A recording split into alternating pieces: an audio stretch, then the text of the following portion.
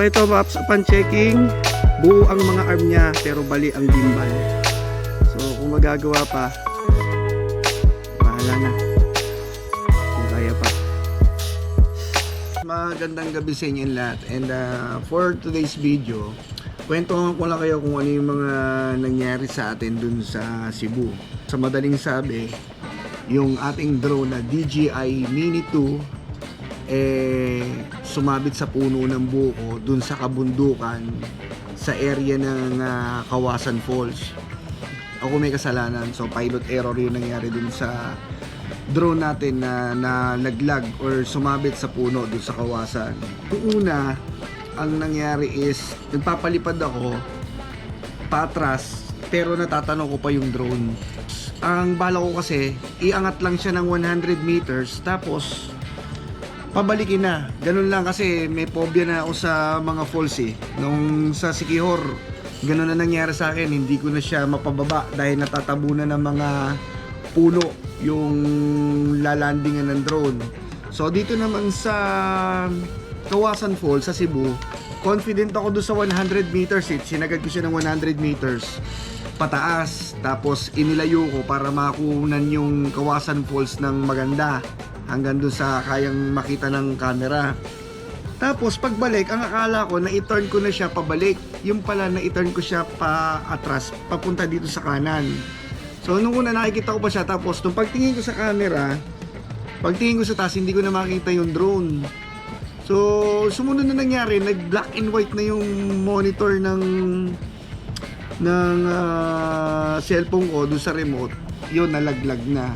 Pinto muna ako, tapos nag-isip ako kung ano yung gagawin ko dun sa drone kasi first time na mag-crash yung ating drone at hindi ko alam kung ano yung gagawin ko. So, nanghingi ako ng tulong dun sa mga locals doon na taga doon mismo sa area at in-entertain naman nila yung ano ko. Sabi ko magbibigay na lang din ako ng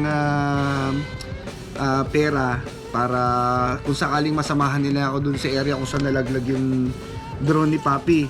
Parang meron sinabi sila na masyado daw maliit dahil yung iba daw na nagpapahanap sa kanila ng drone is 3,000 daw yung binibigay nila.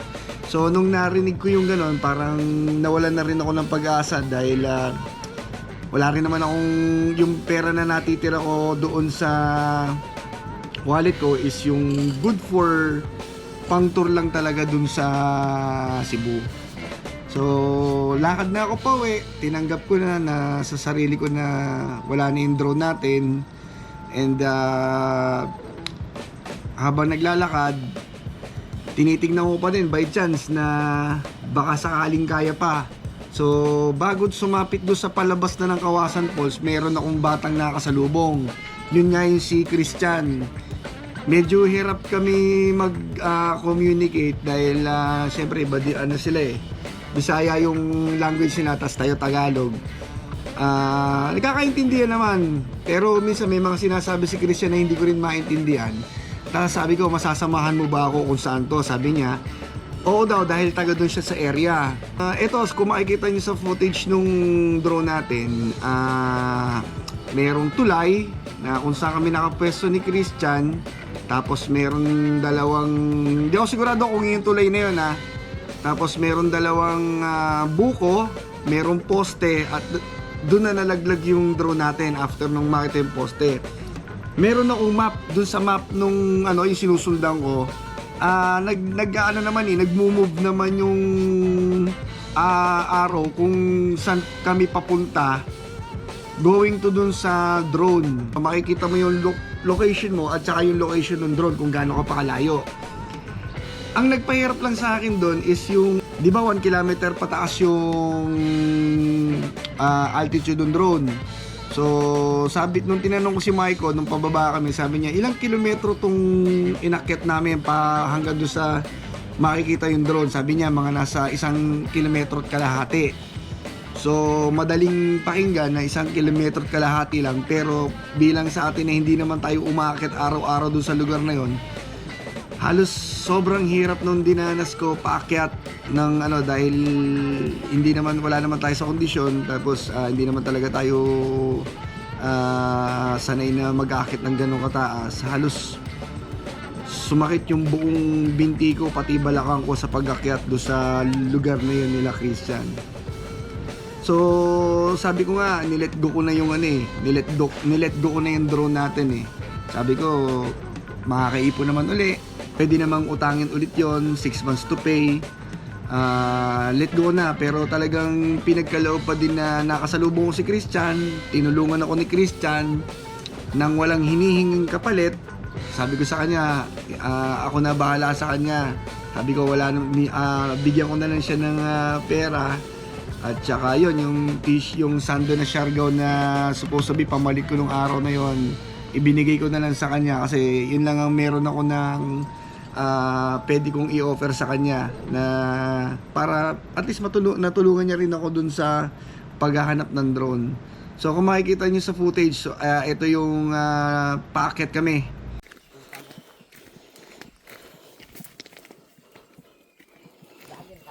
Oo, subscribe mo ako.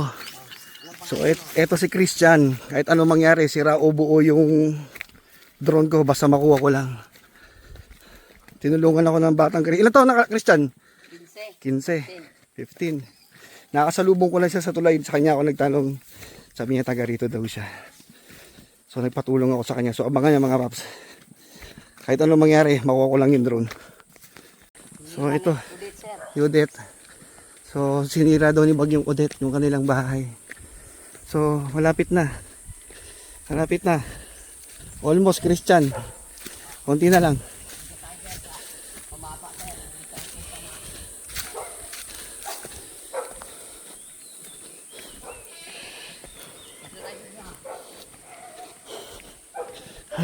Ayan. Dalawang buko pare.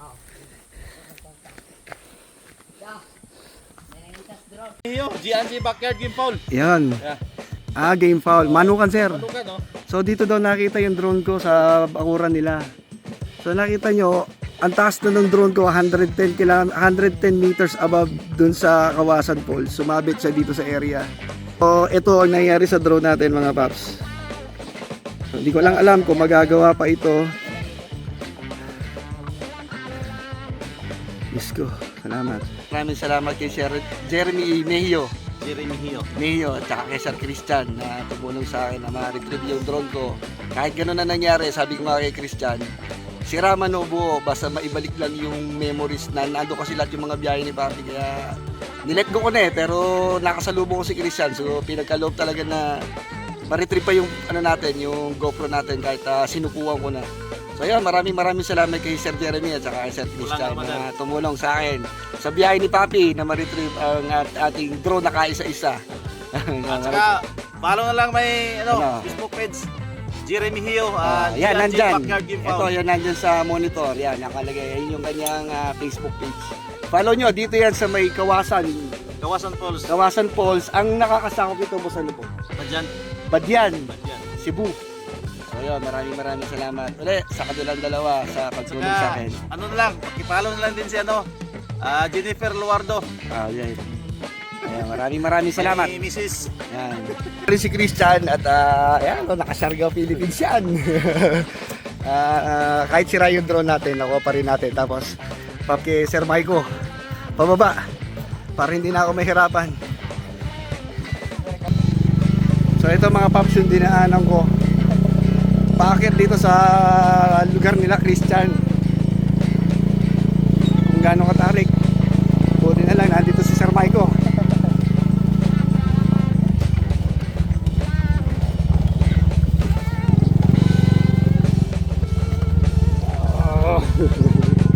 Ang ganda ng vlog natin.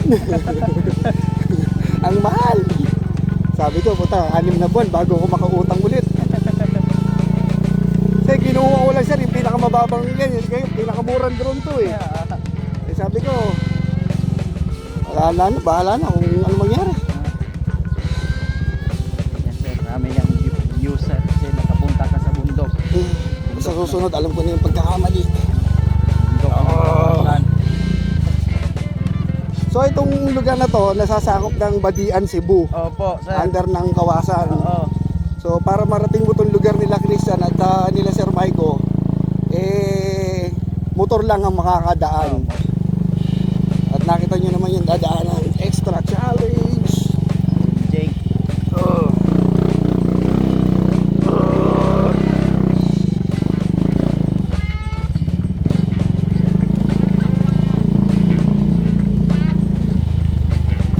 Talagang daanan lang to ng tao. Daan tao lang. Yeah.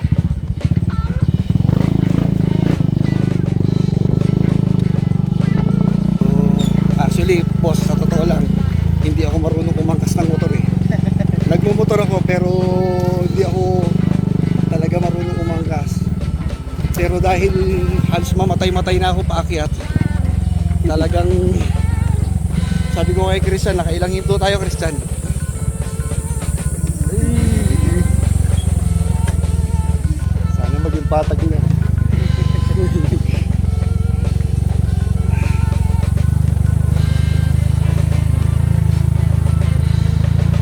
Tingin mo sir, ilang kilometro tong inakyat ko bago makakyat sir? Isang kilometro at kalahati, sir. 1.5 kilometer na puro paakyat. Oh, 1.5.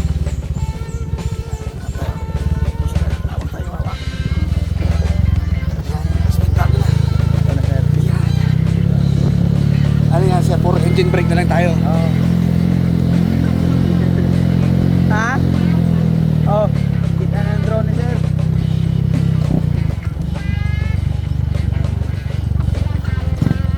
Mga pang 18 na drone na yan sa'yo, sir. Hindi kasi siguro para kaya ano? dyan bumabagsak Oo. na dahil nga ang focus yung kawasan. Oo. Yung iba, sir, na ano, mapunta doon sa may puno, sa may mga panike. Doon sila maano, tapos sa may pangpang. So kung makikita nyo, walang maano sa camera pero ang tarik. Gasan kayo, sir. Taga-Pasig pa ako sir.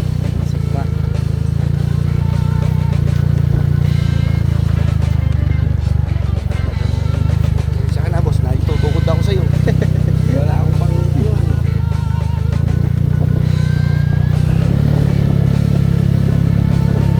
Hindi na lang Panginoon. Dito pa lang, tumigil na kami ni Christian eh.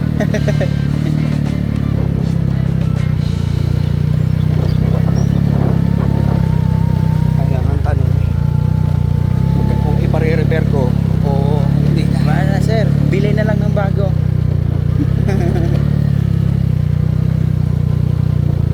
Siguro, sir, 1 million views na yan, sir, pag i-post mo. Hindi, sir. Ano lang ako, bago lang ako nag-YouTube. Bago lang yung YouTube Oo, channel mo, bago sir. lang YouTube channel to. Grabe ang tarik. Konti na lang. Ayan, dito ko nakasalubong si Christian, mga apaps.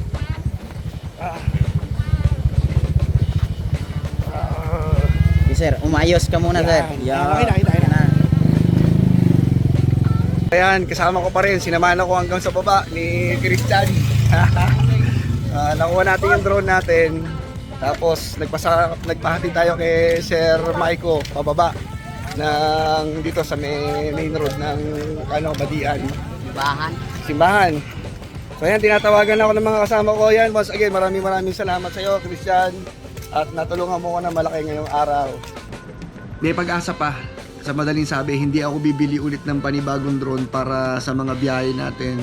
Tapos yun yun nga, ang kwento ni Sir Christian, nagulat na lang daw siya na bigla mayroong bumagsak sa harapan niya, sa bakuran niya ng drone.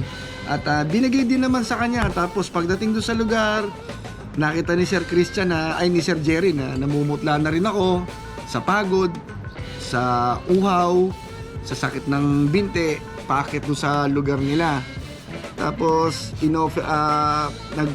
kinapalan ko na rin yung mukha ko. Sabi ko, boss, baka pwedeng makainom kahit konting tubig. Kasi nga laspag na eh. Tapos sabi niya, kung gusto mo, kumain ka ng konting asin para ma-rehydrate daw. Tapos yun, tubig. Siguro nakatatlong basong tubig ako. Pagdating doon, hingal na hingal ako. Tapos halong saya, halong lungkot. yung naramdaman ko dahil masaya dahil nakita ko, malungkot dahil sira. So sa madaling sabi, na-retrieve natin yung ating drone and may pag-asa pa namang magawa. So sa ngayon, gawa na siya. Tutubusin na lang natin, problema na lang natin is pambayad.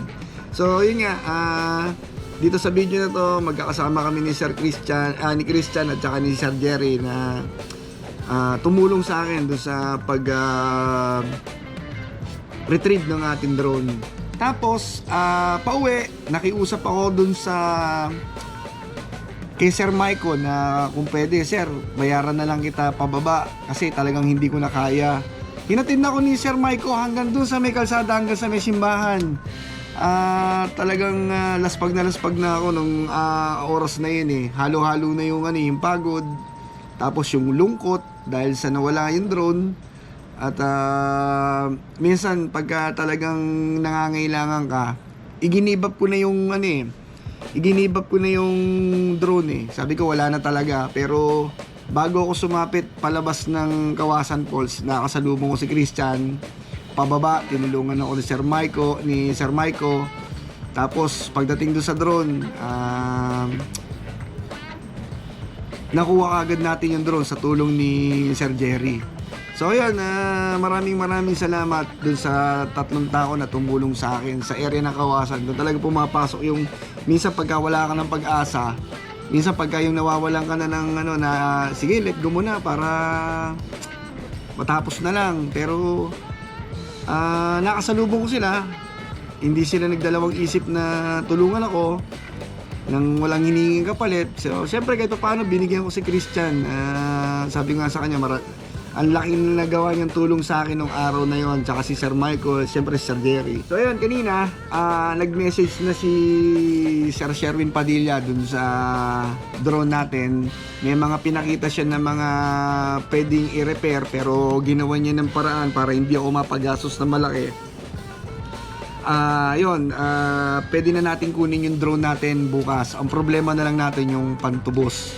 Pero ganoon talaga sabi ko nga doon sa mga kasama ko, bakit ko pa daw pinalipad? Sabi ko, hindi natin malalaman kung hindi natin susubukan. So ayun, nalaglag yung drone, nalaman natin na nalaglag talaga. So ayun lang, medyo tinamad akong mag-video na nung day 1 pa lang kasi nalaglag na yung drone. So wala akong masyadong kuha bukod dun sa muwal-buwal na na-enjoy namin yung Sardines Run at saka itong underwater footage natin sa Butanding. So wala akong masyadong video, wala masyadong kuha, at the same time tinatamad ako mag-edit. Pero nung ngayon okay na yung drone natin, bumalik yung sigla natin. So abangan natin na lang yung mga susunod na uploads natin. Meron pa akong isang upload nga pala dun sa Siargao, yung ano ang gagawin mo kapag na-delay yung flight mo at wala nang available flight para sa mga susunod na araw. So ayun lang mga paps, good news, yun lang, nakuha natin yung drone at maraming salamat kay Sir Jerry, kay Sir Maiko at especially kay Christian na tumulong sa atin para makuha yung drone natin sa Kawasan Falls.